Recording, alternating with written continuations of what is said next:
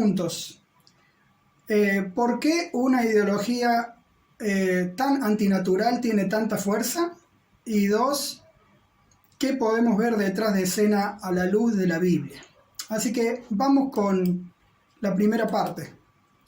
¿Por qué esta ideología anticientífica tiene tanta fuerza? La ciencia dice claramente que el ser humano es sexualmente binario. Desde el mismo instante de la concepción, cuando se efectúa la combinación cromosómica, queda definido uno de dos sexos, o mujer o varón. A partir de ahí, salvo raras patologías, la química, anatomía y fisiología de cada uno de los sexos se desarrollará y llegará a ser claramente distinta. Incluso la psicología llegará a ser distinta entre los sexos, como se ha observado, y decíamos el jueves pasado, en bebés con poco tiempo de nacidos. Sin embargo, la ideología de género insiste en que toda esa diferenciación no dice absolutamente nada en cuanto a las relaciones afectivos sexuales del individuo. Así que, uno nace con una anatomía claramente diseñada para acoplarse con alguien del sexo opuesto. Nace con una fisiología claramente diseñada para reproducirse con alguien del sexo opuesto. E incluso nace con una psicología diseñada para atraerse y enamorarse con alguien del sexo opuesto. Sin embargo, según la ideología de género, está prohibido, basarse en esos datos objetivos para decir que la relación afectivo-sexual normal y saludable es con alguien del sexo opuesto. No. Según la ideología de género, la heterosexualidad es una imposición de la sociedad. Por lo tanto, tenga el cuerpo que tenga, cada persona puede y debe crear libremente su propia identidad y vida sexual. Y debe hacerlo desde la infancia y cambiar cuantas veces quiera y nada malo le sucederá. Eso dice la ideología de género. No importa que vaya en contra de su naturaleza. En nada va a ser afectado ni dañado. Al contrario, será la panacea de la libertad y la autocreación. La liberación de toda cadena de opresión. Sin lugar a dudas, la ideología de género es anticientífica, antinatural, absurda y también podríamos decir hasta descabellada. La pregunta que nos hacemos ahora es, ¿y por qué entonces avanza con tanta fuerza? ¿Por qué va ganando espacio en la sociedad, en la cultura y en las leyes de los estados?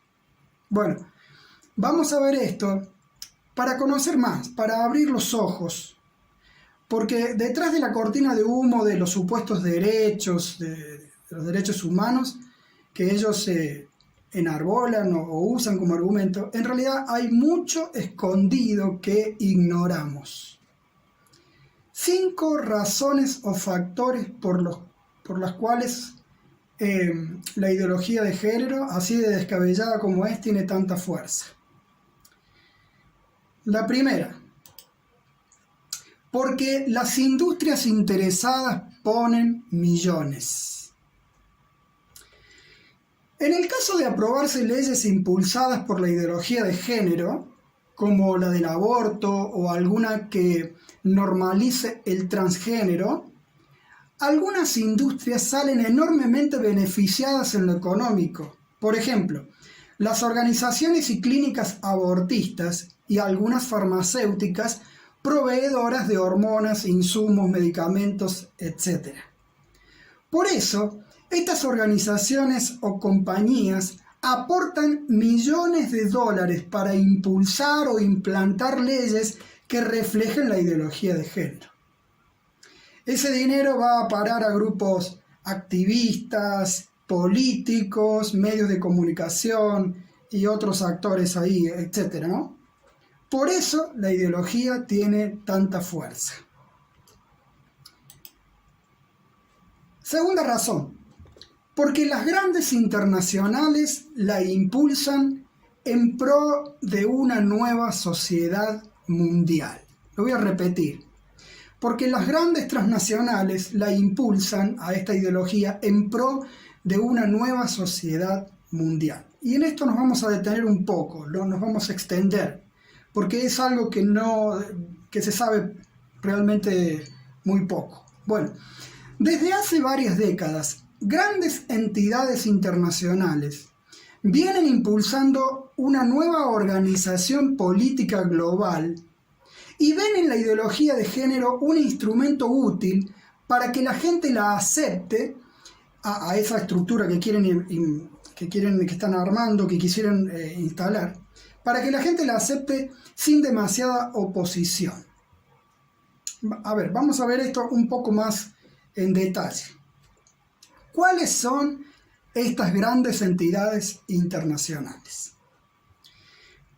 Bueno, son grandes corporaciones industriales, financieras y tecnológicas.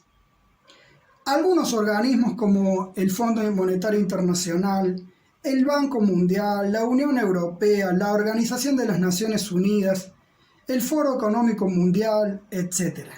Y también algunas fundaciones como Open Society, creo que se pronuncia, la fundación de Bill y Melinda Gates, Ford, Rockefeller, McNamara, etc.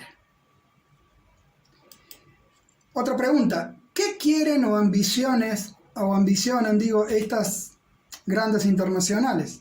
Bueno, en sus escritos ellos ponen cosas muy bonitas. Por ejemplo, Klaus Schwab, presidente del Foro Económico Mundial, dice que quieren configurar de forma proactiva economías, organizaciones, sociedades y lugares de trabajo más inclusivos, justos y sostenibles.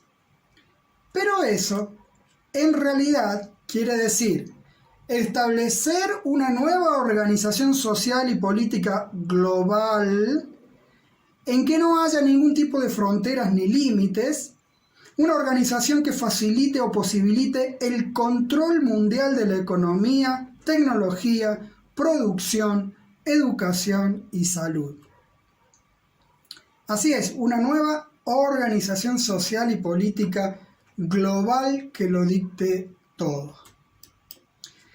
Otra pregunta, ¿qué los estorba actualmente para cumplir ese objetivo? ¿Y cómo están allanando el camino? Es decir, haciéndose cargo de esos estorbos para que ya no esté. Bueno, los mayores estorbos que encuentran para su proyecto son 3. El primero, pueblos o personas con sentido de identidad y moralidad fuerte y claro. Mientras la mayoría de las personas se entiendan a sí mismas como parte de una etnia definida, de una familia definida, con un sexo definido, con principios morales definidos y como parte de una patria definida, esas internacionales no podrán crear una sola organización mundial unificada e indiferenciada. No podrán movilizar ni manipular a las masas hacia sus objetivos. No pueden hacer que acepten una entidad gubernamental central con un proyecto económico y productivo único. Así que, para allanar este estorbo, han empezado a debilitar o desdibujar esa identidad y moralidad de los pueblos. ¿Cómo lo hacen? Bueno, impulsan múltiples tipos de familia para que vayamos perdiendo de vista la idea de familia, en particular del modelo biparental bien definido, papá varón, mamá mujer, hijos. Impulsan la diversidad de género para que no nos veamos con un sexo definido. Impulsan los grandes movimientos migratorios o le dan lugar para que perdamos el sentido de pertenencia a un grupo definido. Impulsan la destrucción de las religiones tradicionales, en particular la religión cristiana, para desdibujar la comprensión de un Dios creador que define las cosas. Incluso algunos hablan de inventar o imponer una religión única. También impulsan la destrucción o relativización de los valores morales para que nos volvamos maleables y manipulables ante políticas de arriba. Impulsan grandes grietas o enfrentamientos dentro de las naciones, no sé si les suena familiar esto, para que perdamos el apego por la patria y así desestabilizarla, etc. Estas son algunas de las estrategias de estas internacionales para debilitar el sentido de identidad y moralidad que tienen los pueblos y las personas, a fin de seguir adelante con su ambición. Segundo estorbo que ellos encuentran: la soberanía de los estados. Mientras los países sostengan o conserven plena autonomía, plena libertad o autoridad para definir sus asuntos internos, esas internacionales no pueden influenciar demasiado en ellos.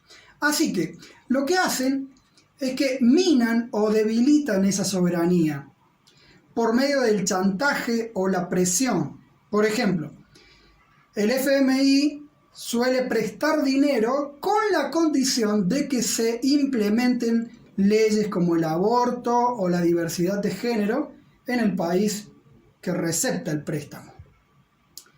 Y también lo que hacen estas internacionales es que los seducen a ceder parte de su soberanía, usando algunas veces promesas de resolver algún gran problema interno que tenga ese país. Tercer estorbo: el descontrolado crecimiento poblacional. A mayor crecimiento demográfico, ellos dicen, menos recursos naturales y económicos. Y, mientras mayor crecimiento demográfico, menos van a ser los recursos naturales y económicos que hay para distribuir, y más problemas para resolver. Así que presionan a las naciones para que disminuyan o controlen el crecimiento poblacional, instituyendo el aborto, la afectividad no heterosexual, porque sabemos que donde hay afectividad no heterosexual no hay fecundidad, y también la eutanasia. Así que gran parte de la fuerza de la ideología de género se debe a que estas grandes internacionales la usan para debilitar identitaria y moralmente a las naciones, y así alcanzar sus fines de control y de dinero. La ideología de género no les interesa porque supuestamente otorgue derechos, sino porque debilita a los pueblos y favorece a los poderosos. Esto es algo que no se dice mucho, pero se puede esbozar perfectamente cuando uno estudia los movimientos de estas internacionales. Tercera razón por la cual la ideología de género tiene tanta fuerza: porque se usa ingeniería social para implantarla. Los grandes interesados en implantar la ideología de género no son unos ignorantes improvisados que avanzan así a los ponchazos usando cualquier método que se les cruza por la cabeza. De ninguna manera. Desde hace varias décadas, ellos conocen y aplican paciente y sistemáticamente la ingeniería social, técnicas para que las masas terminen aceptando pensamientos extraños. Primero, hicieron que los académicos, los científicos, filósofos, juristas, etc., estudiaran todo el tema del sexo y del género y elaboraron documentos en términos aceptables, neutros y hasta amigables. Segundo, llevaron esos documentos a los medios de comunicación masiva para que los reprodujeran por doquier. Tercero, lograron que las sociedades se familiarizaran con la idea y en alguna medida la aceptara y naturalizara, elevando incluso reclamos y manifestaciones en favor de los sectores discriminados. Cuarto, lograron que los reclamos tomaran forma de proyectos de ley para implantar la ideología de género. Y quinto, están logrando que esas leyes se aprueben y los efectos comiencen a verse. ¿Pueden verlo? Siguiendo este marketing estudiado y permanente, los promotores de la ideología de género han logrado que ideas y prácticas descabelladas y antinaturales, que antes eran tenidas como raras y rechazadas, acaben institucionalizadas e implantadas en la cultura. ¿Por qué? Bueno, porque lo hacen con ingeniería social. Por eso tiene tanta fuerza la ideología de género. Cuarta razón, porque los grupos activistas están organizados y financiados. Aparte de las industrias y las grandes internacionales que quieren instalar la ideología de género por motivos de poder y dinero, hay también muchos otros grupos, partidos o movimientos que la impulsan por motivos ideológicos y de estilo de vida. Se trata de sectores feministas radicales, de colectivos LGBT, de partidos políticos, etc. La mayoría de estos están influenciados por la izquierda y bastante organizados y activos. Suelen hacer marchas, manifestaciones públicas bien escandalosas, dándole manija a todo este asunto. Y también presionan o hacen lobby en las instituciones tanto gubernamentales como privadas. Ahora bien, como ya dijimos más arriba, y muy curiosamente, varios de esos grupos están ayudados financieramente por las industrias y las internacionales de que hablamos al comienzo. Resulta que los que odian el capitalismo acaban valiéndose de su dinero. Y es que ambos encuentran en la ideología de género un punto de interés en común. Y entonces lo que hacen es ayudarse mutuamente. Los de la izquierda buscan una revolución cultural que acabe con el heteropatriarcado opresor, y los capitalistas buscan una nueva sociedad mundial abierta, indefinida y manipulable en cuanto a la identidad y la moral. La ideología de género es útil para ambos fines, para ambos bandos. Por esta organización y financiación de los grupos activistas es que esta ideología absurda tiene tanta fuerza. Quinta razón. Bueno, ahí aparece el financiamiento que viene de arriba, ¿no es cierto? Como decíamos recién. Quinta razón. Porque han copado instituciones y sistemas de enseñanza. Desde la década de 1970 la ideología de género viene instalándose en las universidades. Hoy en día muchos de los más prestigiosos centros de estudios la enseñan y tienen programas que la reflejan. Eso equivale a decir que llevan ya décadas graduando a profesionales y líderes influenciados o convencidos con este pensamiento, los cuales a su vez están influenciando a otros muchos en su vida cotidiana o en sus profesiones. Pero las universidades no son las únicas que transmiten esta ideología. Desde los gobiernos se han aprobado también materiales explícitos de ideología de género para todos los niveles, jardines de infantes, primarias y secundarias. Así que esta ideología está logrando formar las mentes de las personas desde la misma infancia. Y uno se pregunta si es posible revertir esta formación, ¿no? Nos gustaría pensar que sí. Bueno, la cosa es que por esto esta ideología absurda tiene tanta fuerza. Así que, si a pesar de ser anticientífica, antinatural y descabellada, esta ideología tiene tanta fuerza, es por esas, al menos 5 razones o factores. No es la fuerza de la razón, ni de la justicia, ni siquiera de la naturaleza. Es la fuerza del poder y del dinero, y de un estilo de vida que que de tan liberticida, ¿eh? Que de tanta libertad que exigen, terminan haciéndose mal a sí mismos. Estos son los verdaderos motores de la ideología de género. Por eso tiene tanta fuerza. Queridos hermanos y todos los que están mirando esto, yo quería dejarles esto, porque muchas veces no se habla ni se conoce estas cosas. Pero detrás de esto, que se presentan simplemente por estos sectores o por estos movimientos que, como decíamos recién, hacen mucha cortina de humo, están todos estos factores que muchos de nosotros no conocíamos.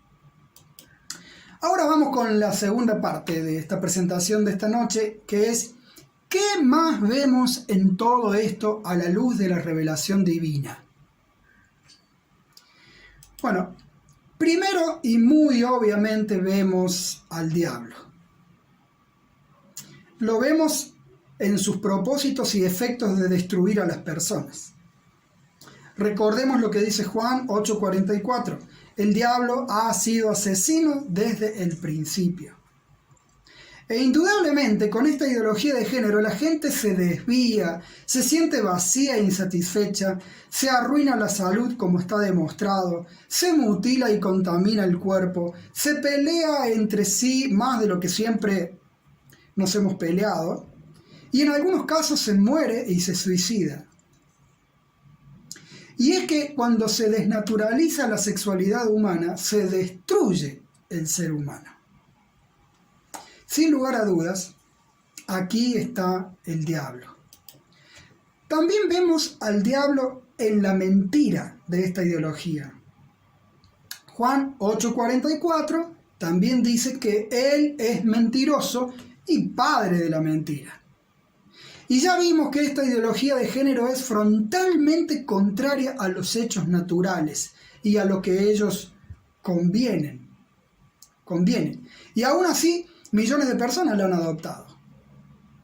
Sin lugar a duda, el diablo está aquí mintiéndoles y cegándolos. Por último, también vemos al diablo en la organización de todo este sistema que hemos visto. Recordemos que, según Efesios 6, 10 al 12, el diablo posee una gran estructura demoníaca que hostiga a los cristianos y también a todo el mundo.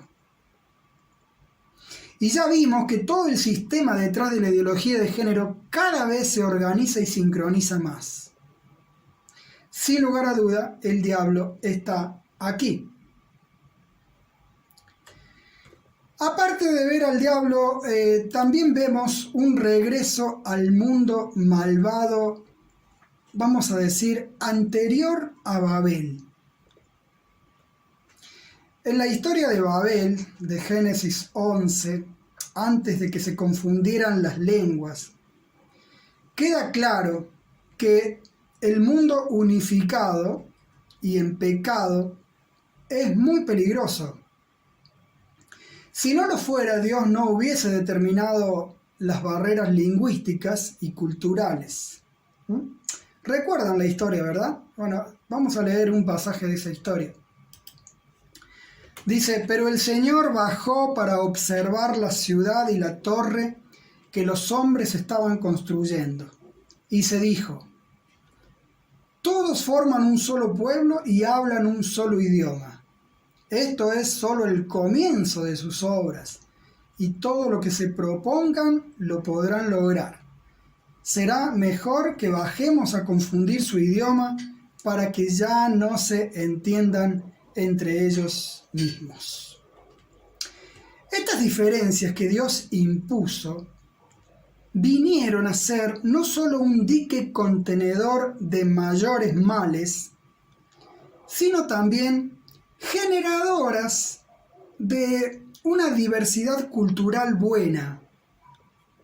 Salvo los elementos pecaminosos de una cultura como por ejemplo la idolatría y otras prácticas, la diversidad cultural en sí misma enriquece a la humanidad y también glorifica a Dios, porque expresa su adoración a Dios, los creyentes expresan su adoración a Dios desde una cultura en particular y todo eso glorifica a Dios. Sin embargo, los grandes poderes del mundo actual, quieren forzar un nuevo mundo unificado. Y puesto que el pecado todavía no ha sido resuelto por la segunda venida de Cristo, ese mundo unificado solo puede producir mal, pecado y destrucción, como se ve en la historia de Babel. Así que vemos que se quiere regresar a ese tipo de mundo previo a la confusión de las lenguas en Babel. Por último, en todo esto que hemos visto en la primera parte, vemos pinceladas del cuadro apocalíptico. Apocalipsis 13, lo hemos visto hace poco, revela que antes de la próxima venida de Cristo, el diablo dará una persona con una autoridad muy grande sobre toda tribu, pueblo, lengua y nación. Y a esa persona se le llama la bestia. Ella ejercerá poder en todo aspecto, político, económico y religioso. Miren, a mí nunca me ha gustado identificar las cosas que pasan en el mundo como cumplimientos específicos del Apocalipsis, mucho menos ser inflexible en eso. Pero cuando veo los parecidos entre lo que quieren hoy las grandes internacionales y el cuadro del libro de Apocalipsis, parece que se están dando las primeras pinceladas. No afirmo que ciertamente esto ya es aquello. Solo estoy diciendo que se parece mucho. Tal vez lo sea, tal vez no. Quizá es como un ensayo. Y todavía falta mucho, no lo sé. Pero lo que quiero decir es que se parece. Bueno, hermanos, podría decirse mucho más acerca de esto, pero dejémoslo allí y vamos cerrando. Hemos visto entonces por qué la ideología de género tiene tanta fuerza y qué podemos ver en todo eso a la luz de la Biblia. Otro jueves veremos, Dios mediante, qué podemos hacer como creyentes y como iglesia. Vamos a ver algunas cosas prácticas. Mientras tanto, quisiera llevarlos a recordar, queridos hermanos, esto. Los creyentes tenemos una esperanza firme en la victoria final de Dios y en la renovación de todas las cosas. Esperamos, sí, es cierto, un reino eterno completamente gobernado por una sola persona. Pero esa persona es el Señor, Rey justo, cuyo cetro es cetro de equidad, cuyo nombre es admirable, Dios fuerte, Padre eterno, príncipe de paz. Así que no tenemos que tener miedo ni espantarnos de ninguna manera. Solo mantengámonos alertas y firmes en la fe, siendo fieles, enseñando la verdad y la vida que se encuentra en la palabra y también esperando al Señor. Amén. Tenemos que mantenernos firmes en la verdad que Dios exige, exponiéndola cuando sea necesario, a tiempo y fuera de tiempo, enseñándola a nuestros chicos, como también esperamos enseñar en alguno de estos jueves. Tenemos que mantenernos firmes allí, adorando al Señor y sin temor, para la gloria de Dios.